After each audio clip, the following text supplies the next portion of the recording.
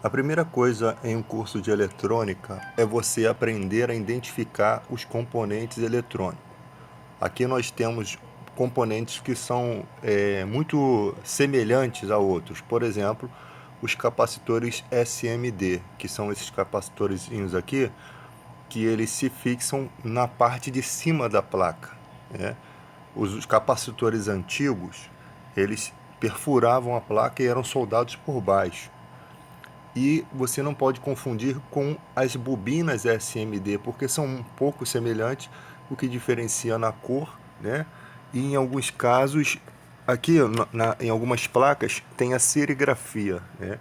Que é a identificação desse componente, como você está mostrando aqui para vocês. Está um pouco escuro aqui, mas vou tentar aqui fazer uma iluminação aí. Ó. Essas letrinhas que você percebe aí, ó, você pode perceber, ó, letra B, letra D significa diodo, C capacitor, R resistor, né? Aí tem o Q aqui que não tem aqui no momento, mas é transistor, né? Então você tem que aprender a identificar, né? Os resistores geralmente vêm com o seu modelo de resistência em cima do componente, tá? E aqui nós temos transistores que você tem que identificar se são transistores MOSFET, porque eles exercem uma função na placa. Você pode ver a letra Q, né? Eles exercem uma função de regular tensão, né? Ou seja, entra uma tensão em um dos MOSFET, né? Geralmente 12 volts, e às vezes sai 5 volts de um lado e outra voltagem do outro, né? Então aqui você tem esses componentes. Você também tem capacitores de polímero, né, que tem essa voltagem aqui, tem a capacitância dele, tudo direitinho. E você tem fusíveis, né, fusíveis e fusistores. Geralmente os fusistores, eles têm esse no caso aqui é resistência, né? Eles têm a capacidade de abrir quando há um curto, né? Na placa para poder não causar dano na placa. Aqui, ó. Esse aqui com a letra F aqui, ó. Como que você sabe que ele é um fusível? Geralmente o fusível, ele é ligado em uma corrente só da trilha, né? Aqui tem o valor dele sobre ele. E o fusistor, ele é ligado em positivo e negativo, né? Tem essa diferença. Então você precisa identificar esses componentes. Olha que coisa interessante. Esses componentes aqui, muitas vezes você confunde se eles são capacitores. Deixa eu ver se eu consigo iluminar isso aqui direito. Tá bravo aqui. Muitas vezes você confunde esses pequenos elementos aqui. Olha só como é que tem diferença. Esses pretinhos aí que tem 3 perninhas, ó. Na serigrafia da placa tem uns representados com a letra Q e outros com a letra D, né? Então uns são representados como transistor e outros estão fazendo a função de diodo na placa, né? Então você tem que observar na serigrafia da placa. Aqui no transistor você pode entender aqui, ó, um tá U2 e outro tá Q6. Então tem que ver o que ele representa na placa. E em cima, sobre ele, tem o seu modelo, né? Que você pode perceber ali. Ali no caso ali, ó, MDD 2601.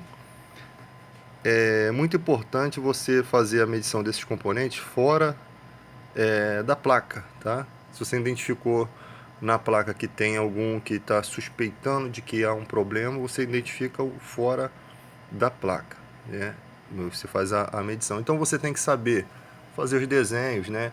Que tipo de escala você vai utilizar para fazer a medição desses componentes, se é a escala de ohms ou se é escala de diodo que você vai usar, que tipo de teste você vai fazer, né? Então cada componente no multímetro tem uma maneira de se fazer o teste, tá? Porque do contrário você vai estar fazendo um serviço em vão. Cristais aqui, ó. Tem um cristalzinho aqui, esse douradinho aí, ó, que tem a numeração 0DX27.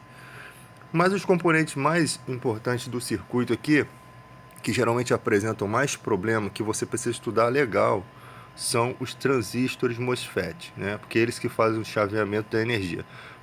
Na maioria dos casos, são eles os responsáveis pelo não funcionamento de uma placa. Então, lembrando que ali o fusível, ele abriu, né? Não vai adiantar você substituir aquele fusível ali, porque ele vai queimar de novo e pode causar outros danos à placa.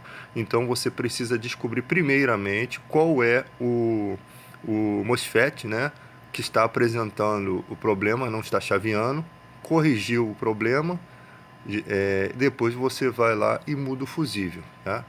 Que está aberto. Ele estando aberto também não vai passar energia para a placa, né? Porque sabe que o fusível é o que permite a continuação do circuito, né?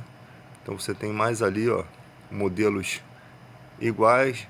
Na substituição existem modelos parecidos, né? Que podem ser substituídos por aquele ali. Às vezes não precisa ser o modelo exato, né? Então é muito bom na sua sucata e galera que trabalha com venda de componente eletrônico, guardar esses componentes separadinhos, saber identificá-los. Por quê? Porque são componentes que valem para quem trabalha com eletrônica, são muito importantes. Às vezes o cara tem que tirar na sucata ali, né? E às vezes não tem um componente para poder substituir, né? Apesar deles terem outros modelos que podem ocupar aquela mesma função ali, né? Então, antes de fazer a medição desses componentes, você tem que ir no datasheet, que é um manual que vai te dizer quais são as pontas desse MOSFET para você começar a medição. O que é gate, o que é source, o que é dreno, né? Porque a maioria tem a maioria está assim, ó, GDS, tá? Aí você vem aqui, ó, tal, coloca as ponteiras do multímetro, faz todo esse estudo aqui, né? Gate, dreno e source. Aquele dreno ali, aquela perdinha que está ali no letra D, é a mesma da parte de cima ali da chapa, tá? Em alguns componentes, que é um pouco mais difícil que a maioria dos MOSFETs são essa configuração aí, se inverte essas polaridades aí. Às vezes o dreno é em outro lugar, o gate é em outro, o source é em outro. Então por isso que você vai no datasheet para ver o componente. Outra coisa, você pode buscar a serigrafia da placa para saber quais os componentes. Às vezes o componente estoura ali e destrói aquela parte ali onde está a nomenclatura dele, né? Então você, pela serigrafia da placa, que é o esquema elétrico dela, você consegue achar qual é o componente que estava ali, tá?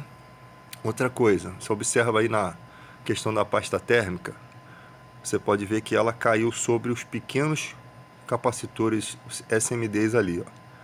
Essa pasta térmica, ela conduz energia. Então, quando essa pasta térmica cai ali, encosta, tu vê que está muito ruim. Você tem que usar um álcool isopropílico aí para limpar isso aí, porque ela causa curto entre os componentes e muitas vezes não deixa a sua placa funcionar.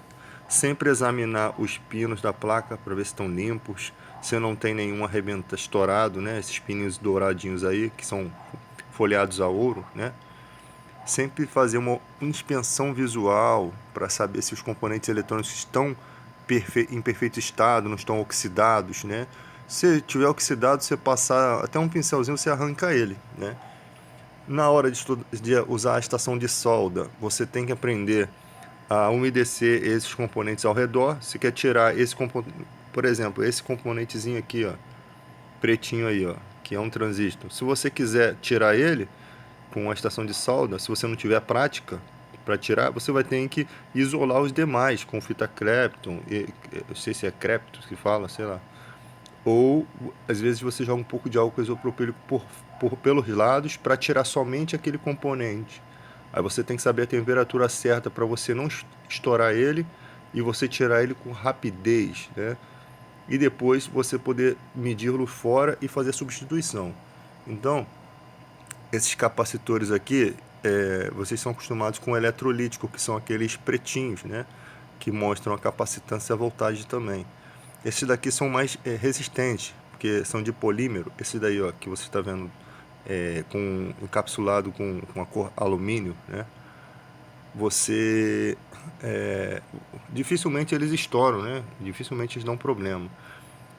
Era bom que tivesse um capacímetro para fazer a verificação nele. Eu já peguei placas de televisão com capacitor eletrolítico estufado, que era só substituir um ou dois que a televisão voltava a funcionar, tá? Então fica a dica aí, né? Sempre fazer uma inspeção visual. Às vezes uma limpeza com álcool isopropílico já resolve, né? A situação da oxidação mínima que tiver, né? Se tiver muito oxidado em área de maresia, você não vai conseguir recuperar uma placa. Não tem condições, né? Porque já melecou tudo aí, né? Não tem condições de você recuperar. Salvo se você tiver todos os componentes para fazer substituição, né? Então aí você tem uma infinidade, ó. Olha lá, capacitor 675, tá vendo? Você tem vários. Ali, ó, pequenos resistores, né? Então, eu mostrei aqui no início do vídeo uma foto